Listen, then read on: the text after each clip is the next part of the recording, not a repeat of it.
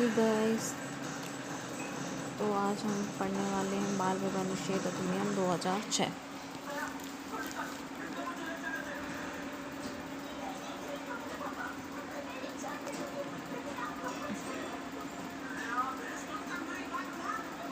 बाल विवाह निषेध अधिनियम 2006। इस अधिनियम का उद्देश्य है बाल विवाह को रोकना। जहां दूल्हा या दुल्हन विवाह योग्य आयु, इसमें लड़कियों के मामले में 18 वर्ष तथा लड़कों के लिए 21 वर्ष से कम है, यह सुनिश्चित करने के लिए समाज से बाल विवाह उन्मूलन हो, भारत सरकार ने बाल विवाह पर बने पहले के विधान बाल विवाह निषेध अधिनियम 1929 को बदलकर बाल विवाह निषेध अधिनियम 2006 को अधिनियमित किया है। इस नए अधिनियम में बाल विवाह पर रोक लगाने, पीड़ित को राहत देने और सुरक्षा देने का प्रावधान है।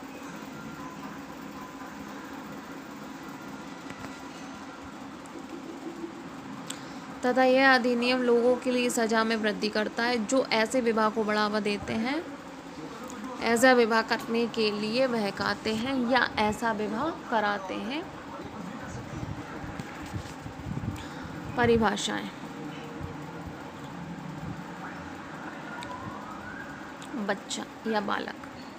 बालक वह व्यक्ति है जिसने, यदि पुरुष है तो 21 वर्ष की आयु पूरी नहीं की है और यदि नारी है तो 18 वर्ष की आयु पूरी नहीं की है, वह बालक कहलाएगा। बंधन में आने वाले पक्षकार, तो दोनों पक्षों में से कोई भी एक पक्ष जिसका विवाह है या विवाह होने वाला है।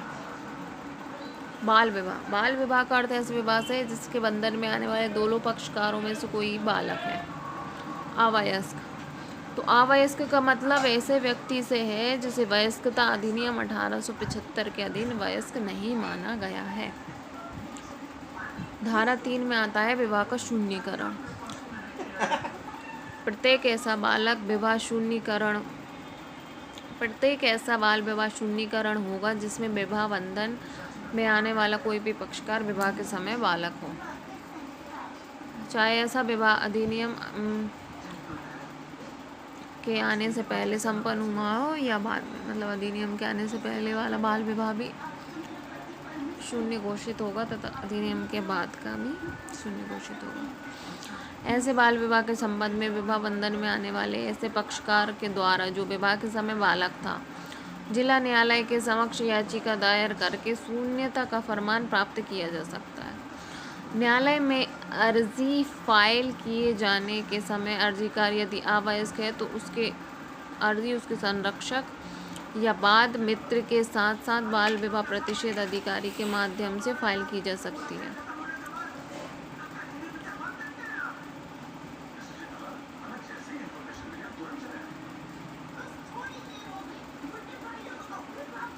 बाल विवाह के बंधन में बालक बालिका वयस्क होने के 2 साल के भीतर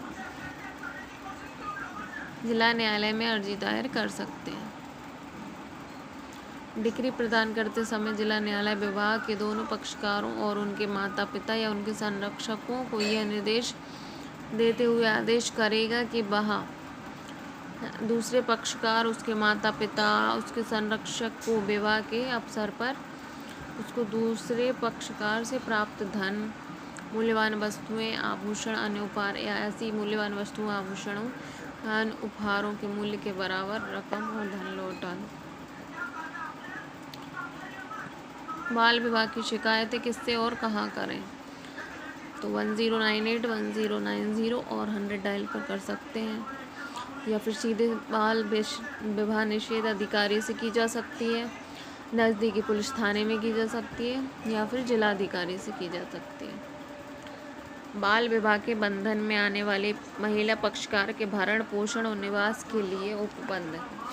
धारा 4, डिक्री प्रदान करते समय जिला न्यायालय बाल विवाह के बंधन में आने वाले पुरुष पक्षकार को और यदि ऐसे विवाह के बंधन में आने वाला पुरुष पक्षकार यदि अवयस्क है तो उसके माता पिता को या उसके संरक्षक को, विवाह के बंधन में आने वाली महिला पक्षकार को उसके पुनर्विवाह तक भरण पोषण और रख रखाव का भुगतान करने के लिए निर्देश देते हुए अंतरिम या अंतिम आदेश भी कर सकता है। मतलब जब तक उस लड़की का दूसरा विवाह नहीं हो जाता है तब तक उसका भरण पोषण के लिए जिला न्यायालय आदेश दे सकता है। दिए जाने वाले भरण पोषण की मात्रा का निर्णय जिला न्यायालय के द्वारा बालक की आवश्यकताओं, अपने विवाह के दौरान ऐसे बालक के द्वारा भोगी गई जीवन शैली या भुगतान करने वाले पक्षकार की आय के साधनों को ध्यान में रखते हुए किया जाएगा।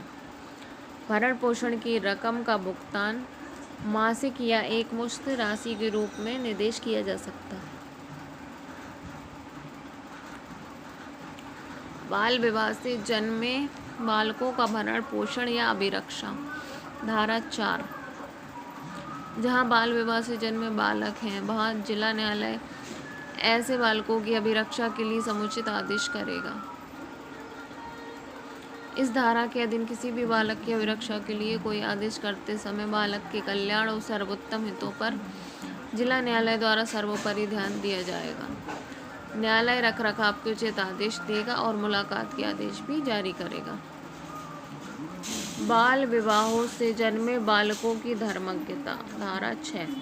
डिक्री किए जाने से पहले ऐसे विवाह से जन्मा या गर्भाहित प्रत्येक बालक वैध माना जाएगा, भले ही न्यायालय के द्वारा ऐसे विवाह को शून्यकरण कर दिया गया हो। जिला न्यायालय के पास धारा 3, 4, 5 के तहत जारी किए गए आदेशों को उपांतरित करने की शक्ति धारा 7 के अंतर्गत आती है। मतलब जिला न्यायालय के पास यदि धारा 3, 4 और 5 के तहत कोई भी आदेश जारी किया गया है तो उसको संशोधित करने की या निरस्त करने की शक्ति होती है। अर्थात यदि परिस्थितियों में परिवर्तन हो रहा है तो अर्जी के लंबित रहने के दौरान किसी भी समय अर्जी के अंतरिम निपटारे के पश्चात भी किसी आदेश में जोड़ने, संशोधित करने या निरस्त करने की शक्ति जिला न्यायालय के पास होगी, जैसे कि रखरखाव, निवास आदि के संबंध में लिए जाने वाले निर्णय। वह न्यायालय जिसमें अर्जी दी जानी है धारा 8 के अंतर्गत आता है। तो बाल विवाह के बंधन में आने वाली महिला के पक्षकार के भरण पोषण और निवास के लिए या बाल विवाह से जन्मे बालकों के भरण पोषण और अभिरक्षा के लिए आवेदन उस न्यायालय के समक्ष ले जाया जा सकता है जहां अधिकार क्षेत्र या बच्चा जहां रहता है या विवाह उत्सव हुआ हो वहाँ पर, या पक्षकार अंतिम बार रह रहे हों, याचिकाकर्ता की याचिका की प्रस्तुति की तारीख पर निवास कर रहा हो। कतिपय परिस्थितियों में किसी अवयस्क बालक के विवाह का शून्य होना धारा 12 के अंतर्गत आता है। विधिपूर्ण संरक्षण की देखरेख से बाहर लाया जाता है या आने के लिए फुसलाया जाता है, किसी स्थान से जाने के लिए बलपूर्वक बाध्य किया जाता है, विक्रय किया जाता है या किसी रूप में उसका विवाह कराया जाता है। यदि अवयस्क विवाहित है तो और उसके पश्चात अवयस्क का विक्रय किया गया है, दुर्व्यापार किया गया है या नैतिक प्रयोजनों के लिए यूज़ किया गया है तो ऐसा विवाह अमान्य और शून्य होगा। बाल विवाहों को रोकने के लिए आदेश जारी करने की न्यायालय की शक्ति धारा 13 के अंतर्गत आती है। यदि प्रथम वर्ग न्यायिक मजिस्ट्रेट या महानगर मजिस्ट्रेट को बाल विवाह प्रतिषेध अधिकारी के आवेदन पर या किसी व्यक्ति के द्वारा की गई शिकायत के माध्यम से अन्यथा सूचना प्राप्त होने पर यह समाधान हो जाता है कि इस अधिनियम के उल्लंघन में बाल विवाह तय किया गया या उसका अनुष्ठान किया गया, तो मजिस्ट्रेट ऐसे किसी व्यक्ति के विरुद्ध ऐसे विवाह को प्रतिषिद्ध करने वाला व्यादेश निकालेगा। प्रथम वर्ग न्यायिक मजिस्ट्रेट या महानगर मजिस्ट्रेट का न्यायालय किसी विश्वसनीय रिपोर्ट या सूचना के आधार पर स्वप्रेरणा से भी संज्ञान कर सकेगा।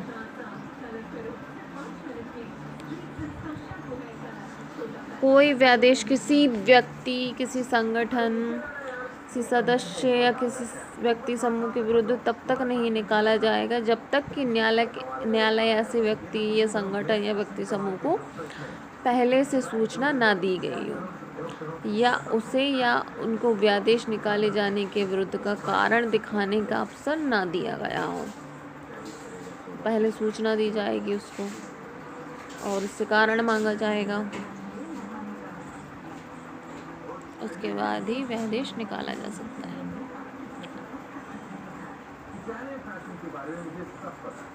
हालांकि तत्कालिकता के मामले में अदालत के पास कोई सूचना दिए बिना अंतरिम व्यादेश निकालने की शक्ति होगी।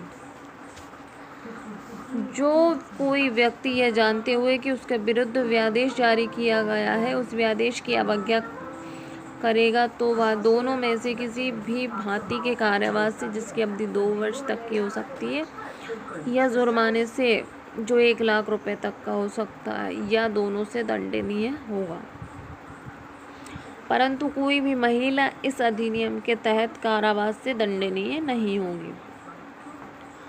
अक्षय तृतीया जैसे कुछ निश्चित दिनों में सामूहिक बाल विवाह को रोकने के लिए जिलाधिकारी सभी शक्तियों के साथ, मतलब जिलाधिकारी कलेक्टर को बाल विवाह निषेध अधिकारी समझा जाएगा। उस समय जो इस अधिनियम के तहत बाल निषेध अधिकारी को सौंप दी गई वो सारी शक्तियां जिलाधिकारी के पास होंगी, ताकि बाल विवाह को रोकने के लिए वह समुचित उपाय कर सके और इस तरह के विवाह को रोकने के लिए अपेक्षित न्यूनतम बल का प्रयोग भी कर सके। व्यादेशों के उल्लंघन में बाल विवाहों का शून्य होना। धारा 14, किसी भी बाल विवाह के विरुद्ध व्यादेश जारी किया जाता है, चाहे वह अंतिम हो या अंतरिम, और उस व्यादेश की अवज्ञा कर बाल विवाह का आयोजन किया जाता है तो ऐसे विवाह को प्रारंभ से ही शून्य माना जाएगा।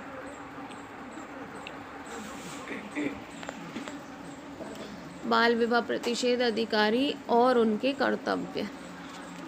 धारा 16 में बाल विवाह अधिकारी के कर्तव्य आते हैं। बाल विवाह के अनुष्ठान पर कार्यवाही करे तथा उसे रोके। इस अधिनियम के उपबंधों का उल्लंघन करने वाले व्यक्तियों के प्रभावी आयोजन के लिए साक्ष्य एकत्रित करना। स्थानीय लोगों को सलाह दे कि वह बाल विवाह को बढ़ावा देने या उसके होने में सहायता देने या बाल विवाह की अनुमति देने या उसमें शामिल होने में अपना योगदान ना दें। बाल विवाह के परिणाम स्वरूप होने वाली बुराई के बारे में जागरूकता पैदा करें। बाल विवाहों के मुद्दे पर समुदाय को संवेदनशील बनाएं। सरकार द्वारा निर्देशित किए जाने वाले विवरण और आंकड़े प्रस्तुत करें। सरकार द्वारा सौंपे गए ऐसे अन्य कर्तव्यों का पालन करें। इस अधिनियम के तहत सजा और अपराध क्या है? तो जो बाल विवाह करने वाले पुरुष वयस्क, यदि वयस्क है पुरुष और वो अवयस्क महिला से विवाह करता है, तो जब 18 वर्ष से अधिक आयु का कोई भी पुरुष वयस्क होते हुए बाल विवाह करेगा तो वह कठोर कारावास से, जिसकी अवधि 2 वर्ष तक की हो सकेगी, या जुर्माने से जो कि 1 लाख रुपए तक का हो सकेगा, अथवा दोनों से दंडनीय होगा। और यदि कोई व्यक्ति बाल विवाह को निर्दिष्ट कर रहा है, संचालित कर रहा है, और जब तक कि वह यह साबित ना कर दे कि उसके पास विश्वास करने का कारण था कि वह बाल विवाह नहीं था, वह भी कठोर कारावास से, जिसकी अवधि 2 वर्ष की हो सकती है, और जुर्माना 1 लाख रुपए तक या दोनों से दंडनीय होगा। बाल विवाह के अनुष्ठान को बढ़ावा देने के लिए या उसकी अनुमति देने के लिए भी ऐसा कोई व्यक्ति जिस पर बालक की जिम्मेदारी है, या उसके माता पिता, संरक्षक या अन्य कोई व्यक्ति, संगठन, समूह, कोई भी व्यक्ति शामिल हो, उसे भी 2 वर्ष तक की कारावास और 1 लाख का जुर्माना या फिर दोनों से दंडनीय हो। इस अधिनियम के तहत समस्त अपराध संज्ञेय और गैर जमानती है, मतलब यदि कोई अपराधी पाया जाता है तो उसकी जमानत भी नहीं होगी। परंतु कोई भी स्त्री कारावास से दंडनीय नहीं होगी। किसी भी स्त्री को कारावास से दंडित नहीं किया जाएगा। तो अगर आपको क्लास पसंद आई है तो प्लीज़ लाइक करें, चैनल को सब्सक्राइब करें और नेक्स्ट वीडियो के लिए प्लीज़ कमेंट करें।